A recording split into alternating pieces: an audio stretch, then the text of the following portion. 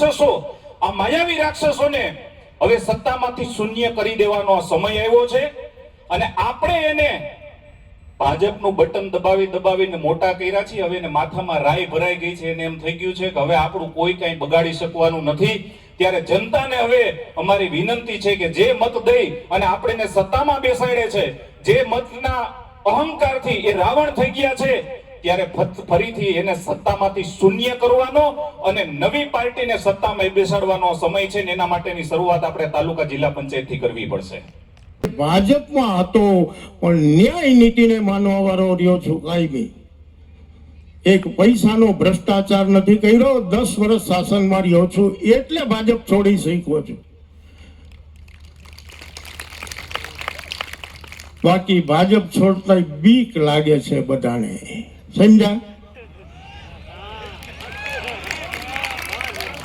ક્યાંક ફસાઈ જાશું તો, ક્યાંક સીબીઆઈ અને ઈડી આવી જશે તો મને ક્યાંય પકડી શકે એમ નથી. એક પૈસાનું કાળું નાણું મારા ઘરમાં આવ્યું નથી. મહેનત સિવાયનો એક રૂપિયો ઘરમાં આવ્યો નથી. એટલે આ મંચ ઉપર બેસી શકું છું અને ગોપાલભાઈ જેવા યુવાનોને ખભો આપવાની તૈયારી છે. આ ખભો બહુ મજબૂત છે. એટલે સૌને મારી અત્યારે એક વિનંતી છે, લાંબી વાત નહીં કરું, ગોપાલભાઈને સાંભળવા છે. એટલે આવનારા દિવસોમાં કાલાવડ વિસાવદરે જે રસ્તે ચાલ્યો ને એ વિસાવદર વાળી કરવી છે. યાદ રાખજો. કરવાના ને. નાનજીભાઈએ જે વાત કરી એમાં મને રાજકારણના શબ્દો ઓછા અને હૃદયમાંથી નીકળેલા વેદનાના શબ્દો વધુ લાગ્યા. કે એક જમાનામાં એવું રાજકારણ હતું કે હોય એવું જ કહેવાનું અને કેવું એવું જ કરવાનું. એ રાજકારણના જમાનાના નેતા છે.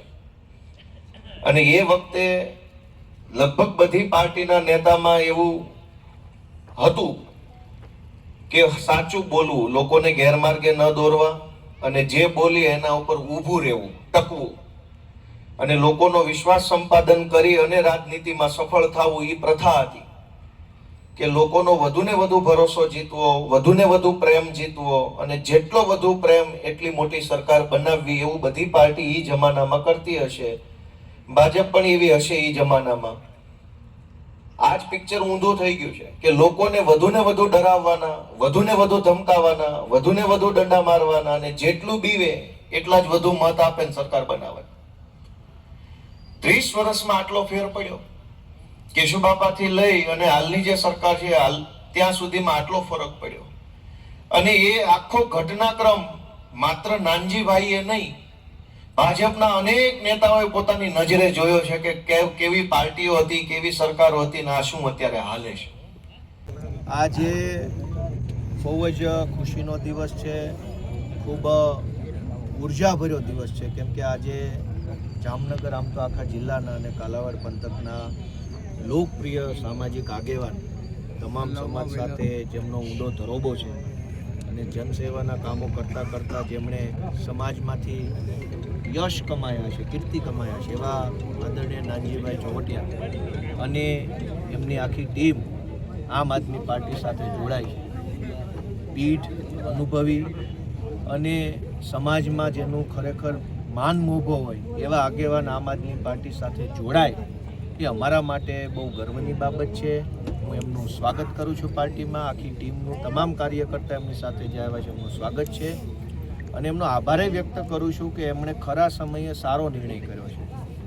રાજનીતિની જે પ્રમાણે દશા થઈ છે અત્યારે કે ચારો તરફ ગુંડાઓ, બદમાશો, તોડબાજો, કટકી કરનારાઓ, ભ્રષ્ટાચારીઓ, સમાજની અંદર ડર ફેલાવનારા લોકો રાજનીતિના ઊંચા હોદ્દા પર પહોંચી ગયા. ગ્રામ પંચાયતથી લઈ અને વિધાનસભાઓ સુધી સમાજને નડતરરૂપ થતા હોય એવા માણસોનો દબદબો વધ્યો છે. ત્યારે સારા માણસો બધા જ એક જગ્યાએ ભેગા થાય, એક રાજકીય પ્લેટફોર્મ પર આવે એ સમયની માંગ છે.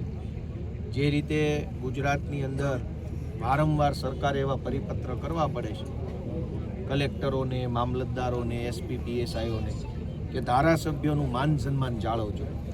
દર 6 મહિને મુખ્યમંત્રી આવો પરિપત્ર બહાર પાડે છે. એનો અર્થ એ થયો કે ગુજરાતમાં ભાજપના રાજમાં ધારાસભ્યોનું પણ મામલતદાર પાસે કંઈ ઉપજતું નથી. હું વિપક્ષનો ધારાસભ્ય છું એટલે કદાચ મારું ન ઉપજે તો એમાં બહુ કંઈ દુઃખ લગાડવા જેવું નથી, પણ ભાજપના ધારાસભ્યોનું જો મામલતદારો પાસે ન ઉપજતું હોય તો એ ખરેખર બહુ ચિંતાનો વિષય છે. આજે ખેડૂતોની પરિસ્થિતિ ખૂબ કપરી બની છે. આ વર્ષમાં 2 વાર માવઠા આવ્યા. હજુ તો મોકાણ પૂરી નથી થઈ નવેમ્બર ડિસેમ્બર વાળા માવઠાની. ત્યાં પાછું આ માર્ચ મહિનામાં માવઠું આવ્યું. એટલે કુદરત પણ અત્યારે ખેડૂતોને ખૂબ નુકસાન પહોંચે એવા પ્રકારે કામ કરી રહી. ત્યારે આપણે આશા રાખીએ કે આ ચૂંટણીની અંદર ખેડૂતોની સરકાર બને. તાલુકાઓ, જિલ્લાઓ, નગરપાલિકાઓ, મહાનગરપાલિકામાં ખેડૂત સમર્થક સરકાર બને અને એ સરકાર ખેડૂતો માટે આગળ વધે એવી આશા રાખીએ છીએ. ફરી એક વખત કાલાવાડની જનતાને વિશેષ આભાર, કેમ કે કેશુબાપા પટેલ એ અહીંથી ધારાસભ્ય હતા અને પછી વિસાવદરથી પણ હતા. કેશુબાપા જેવા કદાવર ખેડૂત આગેવાનના પગલા ઉપર ચાલવાની મને જે તક મળી છે વિસાવદરનું નેતૃત્વ કરીને, એ બદલ હું આ વિસ્તારની જનતાનો અને વિસાવદરની જનતાનો આભાર વ્યક્ત કરું છું. ગોપાલભાઈ, નાનજીભાઈને આવવાથી આમ આદમી પાર્ટીને કેટલો ફાયદો થશે? આબરૂદાર માણાની હારે હાલો ને તો તમારી આબરૂ વધે. એ આપણા સમાજમાં એટલે આમ આદમી પાર્ટી સામાન્ય પરિવારમાંથી આવતા સીધા સાદા યુવાનોની પાર્ટી છે. એમાં હવે અનુભવી અને આબરૂદાર નાનજીભાઈ જેવાની અમને ઓછ મળી છે, છાંયો મળ્યો છે. અમે રેઢા મથ્યા કરતા હતા જુવાની આવો, હવે આ છાંયો થઈ ગયો છે, મોટો છાંયો આવ્યો છે માથે. વળી અનુભવી છે, વળી આબરૂદાર છે, વળી સમાજની અંદર જેમની માન પ્રતિષ્ઠા છે, એમના આવવાથી મને પૂરો વિશ્વાસ છે કે સમાજનો, જનતાનો, લોકોનો આમ આદમી પાર્ટી પર વિશ્વાસ વધશે. કેમ કે આ એક ગેરેન્ટર જેવું કામ હોય. સમાજના આગેવાનો છે એ ગેરેન્ટર જેવા હોય. કોક તમારી હવે નાનજીભાઈ ઊભા રહીને એમ કહેશે કે આમ આદમી પાર્ટીની કે ગોપાલભાઈની જવાબદારી મારી, તો 500 જણા મત આપે. હું એકલો કહું તો 200 જણા આપતા હોય. સારો માણસ તમારી આંગળી ચીંધે તમારા તરફ, સારો માણસ તમારી ભલામણ કરે તો પણ સમાજમાં એનો ફાયદો થતો હોય. તો નાનજીભાઈ તો હવે છેડે છોક આમ આદમી પાર્ટીમાં જોડાણ. એટલે મને એવું લાગે છે કે કાલાવડમાં હવે વિસાવદર વાળી થાય. જીતવાની અપેક્ષા છે તાલુકા પંચાયત અને જિલ્લા પંચાયત? સીટનો આંકડો તો બુકી હોય જ કહીએ કે અમે તો એટલું કહીએ કે જનતા અમને આશીર્વાદ આપે. અમે નવા જુવાનિયાઓ છીએ, સંઘર્ષ કરીએ છીએ, પ્રામાણિકતાથી અમારું કામ કરીએ છીએ. નાનજીભાઈ ચુવટિયા એટલે ભારતીય જનતા પાર્ટીના મૂળ પાયાનો પથ્થર, અને આજે જે પોતાના વક્તવ્યોમાં કીધું કે એનો ભારતીય જનતા પાર્ટીમાં જે રીતે શાસન ચાલે છે એનો શ્વાસ મૂંઝાતો હતો, અને સ્વચ્છ અને ઈમાનદાર યુવાનોની પાર્ટીમાં જ્યારે આવ્યા છે ત્યારે અમારી પાર્ટીમાં એક નવી ઉર્જા આવી છે અને કાલાવડને એક અનુભવી અને મજબૂત નેતૃત્વ મળી રહેશે, અને જેમાં અમારી પાર્ટી અને નાનજીભાઈનો અનુભવ એ ખૂબ જ સફળતા મેળવશે. ભાઈ, કાલાવડના ભામાસા તરીકે ગણાતા ભાજપના ભામાસા તરીકે તમને કેવી મૂંઝવણ આવતી હતી ભાજપમાં, તો તમે આમ આદમી પાર્ટીનું ઝાડું પકડ્યું? ક્યાંક વિદ્યાર્થી અવસ્થાથી આદર્શોનો આગ્રહ રાખનારો છે, પ્રમાણિકતાના ચીલે ચાલ્યો, લોકોની સેવા માટે રાજકારણમાં આવ્યો, પણ હવે કંઈ જુદું લાગ્યું એટલે મેં ભાજપ છોડી છે.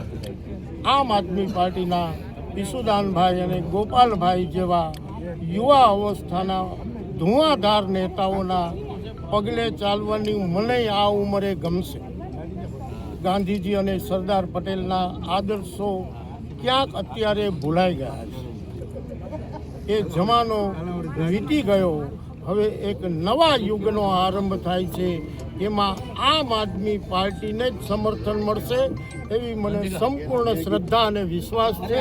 એટલે આમ આદમી પાર્ટીમાં જોડાયો છે. નાનજીભાઈ, અહીંયા કાલાવડની જનતાનું એવું કહેવું છે કે ભાજપના આંતરિક વિખવાદ જે છે એના પગલે આપ આમ આદમીમાં જોડાઈ રહ્યા છો. આંતરિક વિખવાદો તો દરેક પાર્ટીમાં હોય.